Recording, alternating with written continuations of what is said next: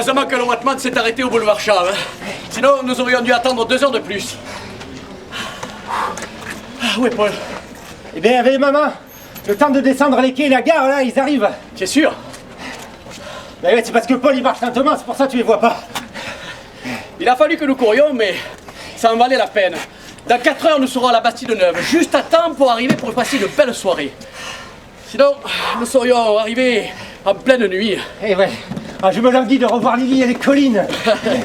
Et peut-être que je pourrais aller faire une petite partie de chasse. Oh oui, je viendrai avec toi.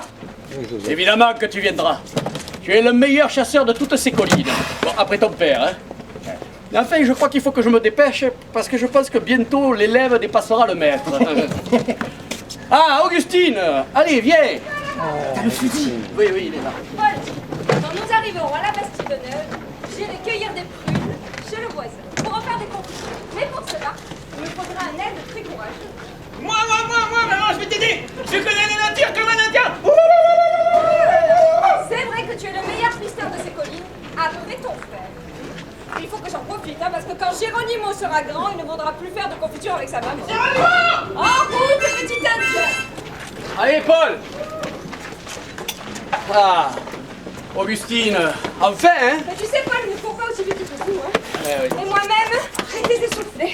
Les enfants, comment te sens-tu? Mieux, Joseph, mieux, merci. Tu sais, quand je vois le bien et le bonheur que cela procure à toute la famille, mange les enfants! Paul! Arrête! Je te le redis, il faut que nous allions à la Bastide tous les samedis. Hein? Ma douce, je te l'ai dit, quand le tramway arrivera à la Treille, ce sera possible, hein, mais d'ici là... Quand le tramway ira jusqu'à la Treille, à plus de 7 km, enfin, les garçons porteront des moustaches. Hein? Chut, les enfants! Non, mais non, Arrête. ne vous penchez pas! Restez calme un peu. Oui, arrête de souffler, Marcel. Et puis, hein, regarde. Regarde-les! Jamais ils n'ont eu si bonne mine et moi-même je n'ai jamais aussi bien respiré. Oui, je le sais, mais ma douce, tu sais, le voyage dure 4 heures. Nous arrivons le samedi en début d'après-midi. Il nous faut repartir le dimanche en tout début d'après-midi pour que je sois à l'école à 8 heures. Hein? Mais oui. C'est pas possible. autrement. Maman, papa, est-ce que l'oncle Jules et tante Rose, ils vont venir à la Treille avec nous? Ah, et non, tu sais bien, ils doivent aller montrer leur bébé Pierre à la famille de l'oncle Jules dans le Roussillon. Mais oui. Mais enfin, c'est pas grave, Marcel, nous irons les voir lorsque nous serons de retour à Marseille. Hein? Et puis tu sais, tante Rose m'a dit que Pierre avait besoin d'un certain confort et elle a peur qu'il prenne froid. Et ce qu'elle craint le plus à la Bastide-Neuve, c'est le gaz de la ville qui manque. Et l'oncle Jules aussi, il lui manque son confort. Ah. Lui, c'est des toilettes confortables, sans fourmis. Sans araignées, sans scorpions. Et avec une chasse d'eau. Bon, eh bien, c'est son droit le plus absolu, d'accord? Tu sais, Joseph, moi aussi j'ai besoin d'un certain confort. Et tu aurais dû faire appel au père de Lily. Oui, parce que le chemin est long, et oui, nous sommes très chargés. Alors, il aurait pu nous transporter avec nos affaires dans sa charrette. Ma douce, nous avons beaucoup dépensé pour assurer un confort minimum à ces vacances. Oui. Une dépense de 4 francs supplémentaires représenterait une dangereuse rupture d'équilibre possible, tu comprends? Oui. Hein? Et puis là, regarde, nous sommes 4, et puis maintenant Paul peut porter jusqu'à 3 kilos. 4! Et moi, au moins 10 kilos. Voilà. Bon, attendez, faisons un petit point de tout ce que nous avons dans les bagages, afin de voir si tout est bien réparti. Bon.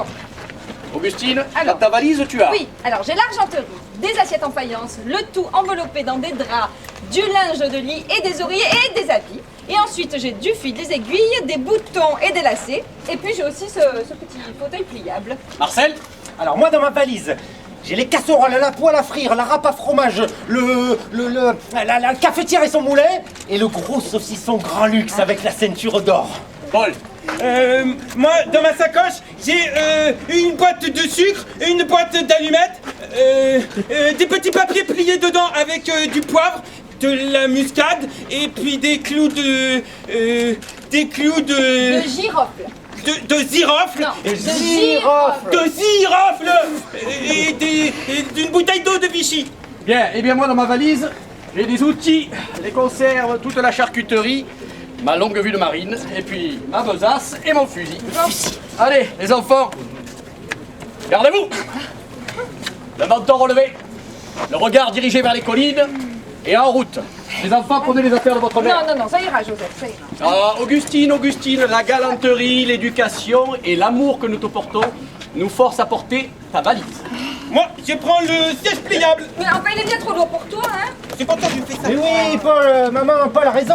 Tu n'étais pas encore remis de ta phthisie. Allez, Je allez. vais te prendre cette grosse valise. Non, elle est bien trop lourde, enfin. Eh, maman, je suis presque un homme.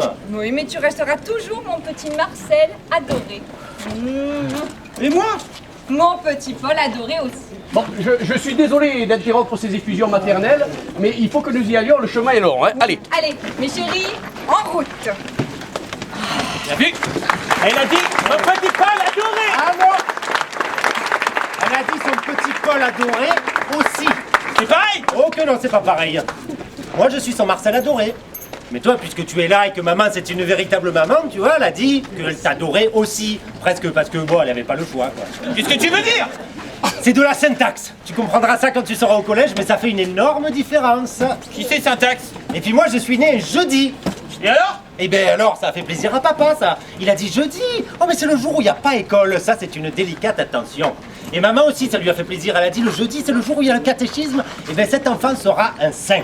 Et qu'est-ce qu'ils ont dit pour moi? Toi, que t'étais rouge comme un gratte-cul. C'est vrai? C'est vrai? C'est vrai que j'étais rouge. C'est pour ça que maman m'appelle son petit indien. Jérémy. L'arrivée de la famille Pagnol, le château de ma mère, tout un triomphe que vous réservez à tous les acteurs et tous les comédiens pour cette scène offerte ce soir dans la cour des grands. Voilà que vous pouvez applaudir chaleureusement, mesdames et messieurs, s'il vous plaît. Bravo. Merci, vous voyez comment on mélange tous les genres, bien sûr, et le jeu de la comédie. Voilà interprété devant vous, ici, voilà tout un symbole. Eh bien, nous sommes heureux officiellement d'ouvrir les festivités, place aux réjouissances pour notre cocktail, et puis dans quelques instants, nous allons aussi vous inviter à